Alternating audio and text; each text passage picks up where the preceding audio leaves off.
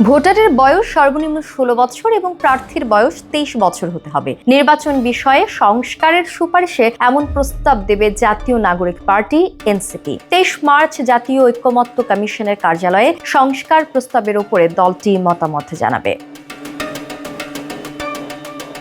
22 March এনসিপির কার্যালয়ে অনুষ্ঠিত সংবাদ সম্মেলনে সব কথা জানান দলের যুগ্ম আহ্বায়ক এবং সংস্কার সমন্বয় কমিটির কোঅর্ডিনেটর সরওয়ার তুষার। জাতীয় ঐকমত্য কমিশনের সংস্কার সুপারিশ মালার স্ট্রেইট সাবমিশন এবং সংস্কার সমন্বয় কমিটির পরিচিতি উপলক্ষে সংবাদ সম্মেলন করে এনসিপি।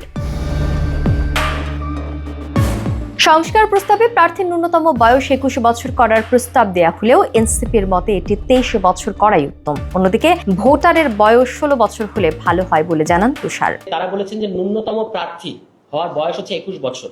আমরা মনে করেছি যে ইট ইজ টু আর্লি, এটা 23 বছর হতে পারে এবং সেক্ষেত্রে ভোটার বয়স, ভোট দেওয়ার বয়স, সেটা আমরা মনে করেছি যে 16 বছর বয়স থেকে হতে পারে। এটার কারণ হচ্ছে এবারের আন্দোলনে, এটা আমরা আগামীকাল খুব জোর দিয়ে বলবো যে এবারের গণ অভ্যুত্থানে মূলত আপনারা বা সারা বিশ্বে এটাকে জেনজির অভ্যুত্থান হিসেবে বলা হচ্ছে। তো এই যে তারা এত বড় একটা স্টেক তাদের এবার গণ অভ্যুত্থানের মধ্যে তৈরি হয়েছে, এর পরবর্তী যে বাংলাদেশ এবং আসন্ন যে নির্বাচন, এই নির্বাচনে তারা মতামত দিতে পারবে না শুধুমাত্র এই তাদের বয়স 18-র নিচে হওয়ার কারণে। এটা আমরা যৌক্তিক মনে করছি না। এই জন্য আমরা মনে করছি যে তাদের বয়স মানে 16 বছর বয়স থেকে, এবং পৃথিবীর অনেকগুলো জায়গা আছে, লাতিন আমেরিকা, ইভেন অস্ট্রিয়াতেও এই বিধানটা আছে যে 16 বছর বয়স থেকে ভোটের বিধান বাংলাদেশে করার জন্য এটা আমরা প্রস্তাব করবো কাল। 72-এর সংবিধান অভ্যুত্থানের পরে আর কার্যকর নয় দাবি করে তুষার জানান এনসিপি মনে করে গণপরিষদ নির্বাচনের মধ্য দিয়ে সম্পূর্ণ নতুন সংবিধান লেখা উচিত। আমরা মনে করি যে এই সংবিধান আর কার্যকর নয় এই গণ অভ্যুত্থানের পরে। যদিও এর একটা প্রশ্ন আসে যে এই সরকার তো সংবিধানের মধ্য দিয়ে শপথ নিয়েছে, কিন্তু আমরা মনে করি যে এটা টেকনিক্যাল ব্যাপার। আসলে এই সংবিধানটা এখনো প্রাধান্য পাচ্ছে না সরকার পরিচালনার ক্ষেত্রে। বাংলা সংবিধানের ব্যাপারে এটা হচ্ছে আমাদের অবস্থান যে আমরা মনে করি একটা সম্পূর্ণ নতুন গণতান্ত্রিক সংবিধান লেখা উচিত গণপরিষদের মধ্য দিয়ে।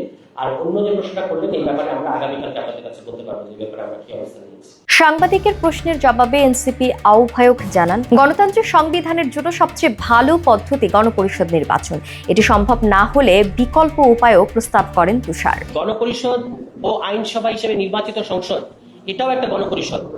আমরা বলেছি যে আমরা তো সবসময় জাতীয় ঐক্যকে জোর দিয়েছি, রাজনৈতিক ঐক্যকে জোর দিয়েছি। আমরা বলেছি যে গণপরিষদটা হচ্ছে পারফেক্ট অবস্থা, এটাই হওয়াটাই ঔচিত্য। তবে যে গণপরিষদটা আগামী নির্বাচনটা গণপরিষদ, এখনো কিন্তু আমরা বলছি যে আগামী নির্বাচনটা গণপরিষদ নির্বাচন হওয়া দরকার। যে গণপরিষদটা নির্ধারিত সময় পরে, আপনি 120 দিন, 140 দিন কিংবা এটা 6 মাস হতে পারে, একটা নির্দিষ্ট সময়ে তার মানে সংবিধান সম্পর্কিত কাজটা শেষ হওয়ার পরে তারা আইনসভায় পরিণত হবে।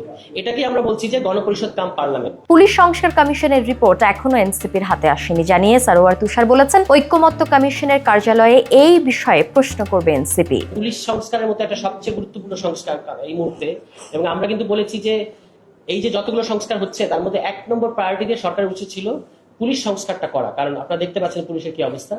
তো পুলিশ সংস্কার কমিশন রিপোর্টটা তো আমরা পাই নাই, এবং তারা পুলিশ নাকি মনে করেছেন যে এটা তারাই আলোচনা করে নিতে পারবেন। এইসব বিষয়ে আমরা জানতে চাইবো কমিশনের কাছে, এবং ওটা তাদের ইয়েটা দেখার আগ পর্যন্ত আমরা এই বিষয়ে কিছু বলতে পারছি। আগামীকাল রোববার দুপুর 2টায় জাতীয় ঐকমত্য কমিশনের কার্যালয়ে এনসিপির প্রতিনিধি দল আনুষ্ঠানিক মতামত জমা দেবে বলেও জানান এনসিপির যুগ্ম আহ্বায়ক।